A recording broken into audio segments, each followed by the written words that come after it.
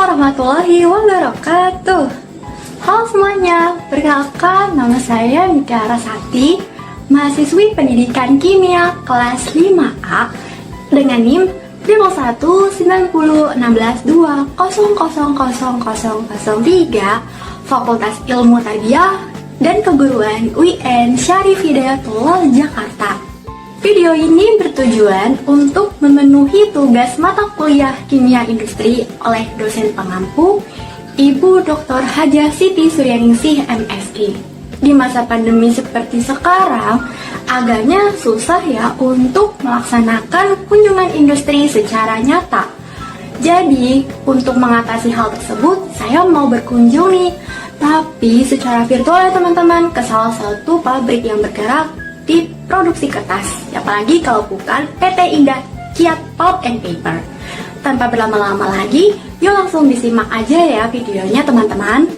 PT Indah Kiat Pulp and Paper berlokasi di 3 daerah yang berbeda ya teman-teman, yaitu di Perawang, Provinsi Riau, dan di Serang maupun Serpong, yang kedua daerah tersebut sama-sama berada di Provinsi Banten.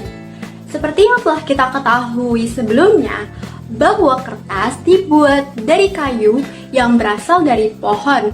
Ternyata tidak sembarangan pohon loh yang bisa dijadikan kertas. Pohon yang bisa dijadikan kertas hanyalah pohon eukaliptus dan akasia. Sebelum masuk ke pabrik PT Indah Kiat Pulp and Paper, alangkah baiknya kita perhatikan dulu yuk teman-teman tata tertibnya. Yang pertama, dilarang merokok selama mengikuti kegiatan. Yang kedua, dilarang masuk ke gedung-gedung tanpa izin dari pihak perusahaan. Yang ketiga, dilarang mengeluarkan suara keras selama di lingkungan perusahaan. Yang keempat, wajib bersikap, berperilaku, dan berpakaian yang pantas dan sopan sesuai ketentuan yang berlaku. Yang kelima, wajib memakai pakaian atau perlengkapan khusus jika berkunjung ke unit atau fasilitas tertentu.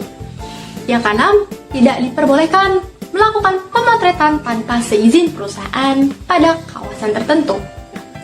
Yang ketujuh, dilarang membawa barang milik perusahaan, misalnya mesin, peralatan, dan kekayaan lainnya tanpa seizin dari pimpinan. Jadi, kalau kita mau berkunjung ke pabrik ini secara nyata ya teman-teman, nantinya kita akan dipinjamkan helm dan rompi ya. Jika dilihat dari kegunaannya, safety helm berfungsi untuk melindungi kepala dari kejatuhan benda-benda berat dari atas maupun samping. Sedangkan penggunaan safety vest atau rompi untuk melindungi pemakainya dari air. Oh ya teman-teman, jadi jangan lupa juga untuk membawa masker dari rumah ya, untuk melindungi dari debu atau aroma yang menyengat seperti bahan-bahan kimia yang berbahaya untuk dihirup oleh kita. Ini adalah laboratorium kultur jaringan ya teman-teman, di mana seluruh bibit tanaman diawali dari sini. Jadi, para peneliti akan mencari tuh tanaman yang unggul. Tanaman tersebut akan dipotong kecil-kecil, kemudian akan dimasukkan ke dalam media akar yang isinya hormon pertumbuhan dan nutrisi. Selanjutnya akan dikumpulkan tuh dalam botol-botol kecil sehingga ia akan membentuk talus atau tunas.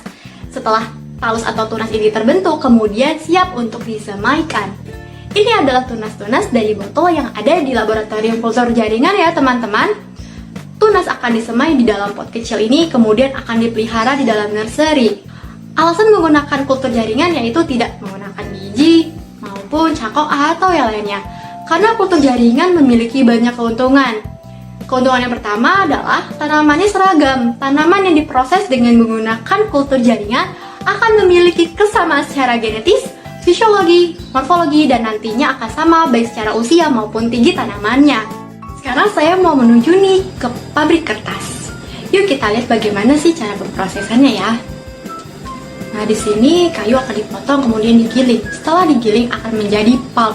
Kemudian pulp akan diendapkan dan dipres, kemudian di-bleaching, dipres lagi, dan di-bleaching, dan dipres lagi.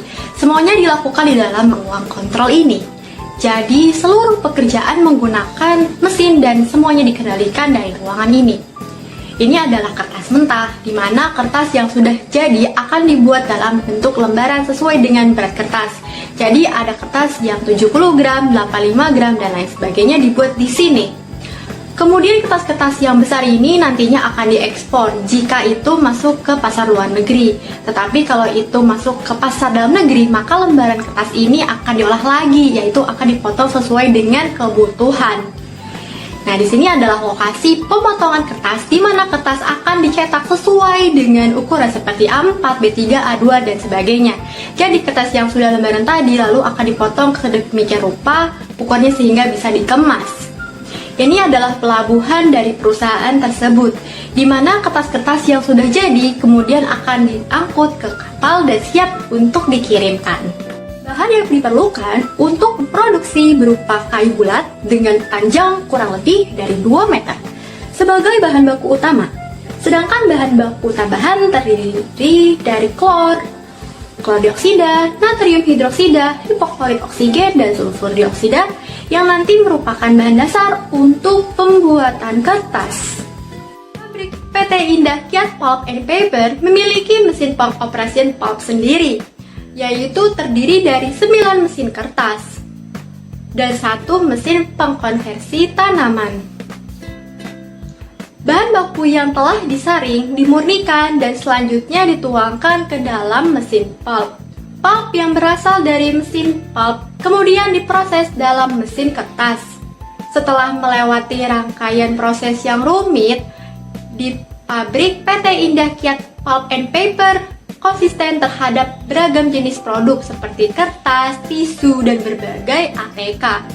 Produk di pabrik PT Indah Kiat Pulp and Paper dikemas secara profesional untuk menarik pelanggan dari segala lapisan masyarakat, mulai dari perusahaan sampai penggunaan dalam kehidupan sehari-hari. Di pabrik ini juga menyimpan produk di dalam gudang penyimpanan dengan kapasitas sebesar 60.000 ton kertas. Pabrik kertas Indah Kiat Pulp and Paper Perawang menghasilkan limbah berupa tali strapping. Tali ini digunakan untuk mengepak barang dan melindungi barang dari goncangan ketika didistribusikan. Sisa-sisa tali strapping yang tidak terpakai ini menjadi limbah jika tidak dimanfaatkan dengan baik. Kemudian limbah tersebut dijual kepada masyarakat, kemudian dijadikan anyaman dan menjadi daya jual dan rezeki tersendiri untuk masyarakat. Olahan tali strapping memiliki berbagai macam bentuk loh teman-teman, seperti pot bunga, keranjang, dan tikar. Sedangkan di PT Indah Kiat Pulp and Paper Serang melalui program Corporate Social Responsibility melahirkan sebuah karya seni yang dihasilkan seperti olahan dari jenis kertas coklat, kertas pot, dan kertas tidak layak pakai atau reject paper. Bahan-bahan tersebut dihasilkan kerajinan tangan berupa souvenir yang akan dijadikan cindera mata dengan bentuk badak bercula 1 dan menara Banten yang menjadi ciri khas Provinsi Banten. Berikut ini potensi kecelakaan kerja yang terjadi di lantai produksi PT Indah Kiat Pulp and Paper menurut penelitian oleh Huntung 2021. Yang pertama, cover marker pada mesin yang terbuka. Yang kedua, tumpukan beban. Yang ketiga, pemeriksaan mesin. Yang keempat, pemotongan buku. Yang kelima, pengemesan buku. Demikian video kunjungan industri virtual oleh saya. Semoga bisa dijadikan inspirasi bagi teman-teman dan dapat menambah wawasan mengenai industri kertas walaupun secara virtual. Terima kasih. Wassalamualaikum warahmatullahi wabarakatuh.